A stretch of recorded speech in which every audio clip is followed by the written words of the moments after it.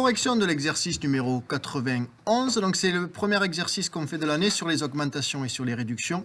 Donc, on doit se rappeler de deux choses, hein, c'est-à-dire qu'on a déjà la formule qu'on ne va pas utiliser dans le 91, mais qu'on va utiliser sur les exercices d'après.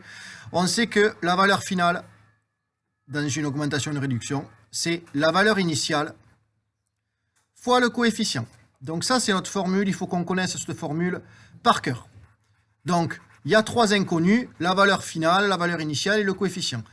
Dans tous les exercices, on vous en donnera deux et on vous demandera de trouver la troisième. Mais à chaque fois, il faudra repasser par cette formule. Et dans cette formule, le plus dur, c'est de calculer le coefficient. Le coefficient, va être un nombre compris entre 0 et... Enfin, qui va être plus grand que 0. Et qui sort d'une formule qu'on vous a donnée dans la leçon, qui est 1 plus t sur 100. Ça, vu qu'on a un plus, c'est les augmentations. Et 1 moins t sur 100, ça, il y a un moins, donc c'est les baisses. Donc, au final, il faut se mettre en tête qu'on va avoir une droite, même une demi-droite, puisqu'on va avoir 0 ici, et on va avoir le 1 au milieu. Si on prend n'importe quelle valeur qu'on la multiplie par 1, ça ne change rien. Donc, à savoir que toutes les valeurs qui vont être plus grandes que 1 vont être des augmentations. Donc, on va pouvoir le mettre d'une couleur. Les augmentations, on va par exemple les mettre en bleu. Donc, on sait que les augmentations, c'est ici. C'est les nombres qui sont plus grands que 1. Et d'une autre couleur, on va mettre, par exemple, en rouge, les nombres plus petits que 1, compris entre 0 et 1. Bon, donc, on va prendre un cas simple. On va prendre le 1,10.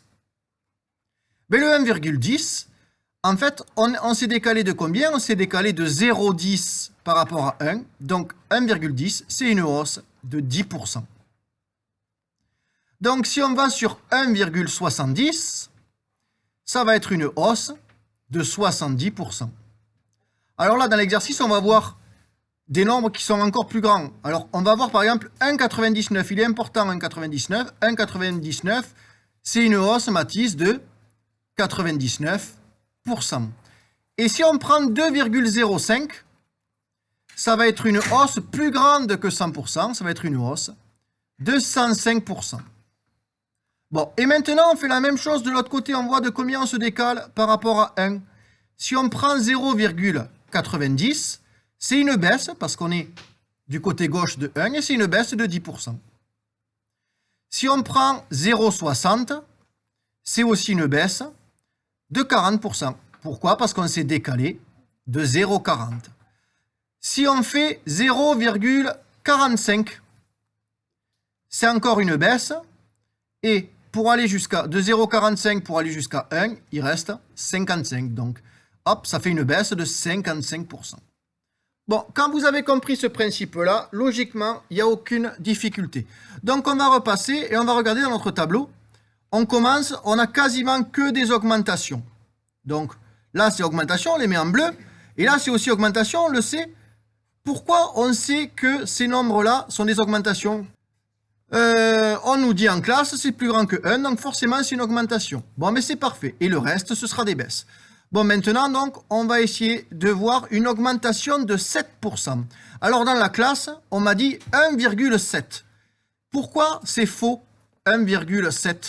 Oui, 1,7, ça correspondrait à une hausse de 70%, parce que 1,7, c'est 1,70.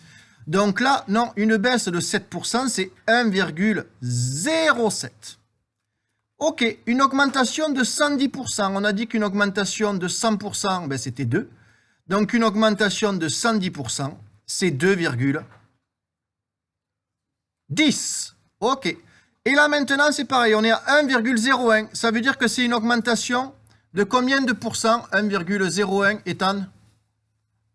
Ok, 1%. On a réveillé étant. Donc, 1, fois 1,58, Aaron, c'est une augmentation de 58%. 2,09, c'est une augmentation de 109%. Donc, hop, augmentation de 109%. Bon, on en a fini pour les augmentations. Quasiment tout le monde a tout bon dans la classe. Et donc, on passe maintenant aux baisses. On sait que Tout le reste du tableau va être des baisses. Donc, on est sur des baisses maintenant. Donc, on est en rose. Et donc, là, c'est des baisses. Et on sait que les nombres qui vont être là sont des baisses aussi. Il nous en manque un dernier qu'on fera tout à l'heure. Donc, une baisse de 15%. On sait que c'est un nombre plus petit que 1. Et donc, si 0,90 c'est une baisse de 10%, 15% c'est 0,85. Donc 0,85. De la même façon, une baisse de 4%, hop, c'est plus petit que 1, c'est très proche de 1, donc c'est 0,96%. Une baisse de 0,1%, on pourrait se dire que c'est 99, mais 99, ça serait une baisse de 1%. Donc ça va être 0,999.